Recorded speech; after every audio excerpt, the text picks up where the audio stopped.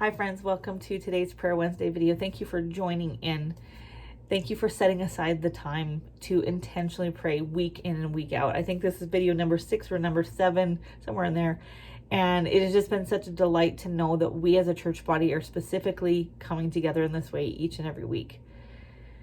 Today, as I was thinking about what we can pray about, what we should specifically pray about, the story about Jesus calling Peter out of the boat to walk on the water has been kind of rumbling around in my mind. And I often think of that story and think of how Peter was able to walk on the waves, which is a phenomenal thing. It's a miraculous thing. But he was able to do that when he kept his eyes on Jesus.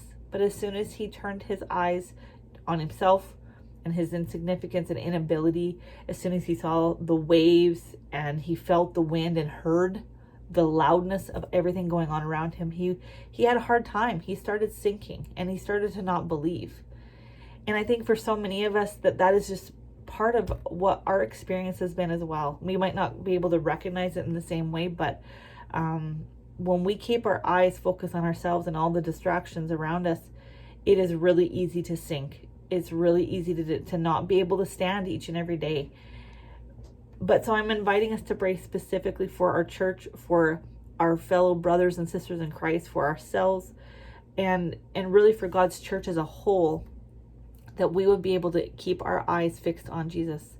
And as you're approaching your prayer time today, I want to continue the trend that Pastor Andrew has been encouraging us with, to reach out to some people, text them and ask, can I pray for you today? Is there something specific I can pray for? Because that is just building such bonds of community and relationship. And what a way to show love to one another, that we can reach out in that way and say, hey, I've thought of you today, and not just thought of you as a passing thought, but I've thought of you enough that I want to pray for you, and I want to know specifically what is on your heart or on your mind that you want me to pray for. And as we do that, we can pray specifically for those people to be able to keep their eyes firmly fixed on Jesus. So let's lean into that today. Let's carve out the space and time to really just invite the Lord to help us keep our eyes turned rightly towards Him. So as we go into this Wednesday, thank you so much for diving in. And until next time, God bless.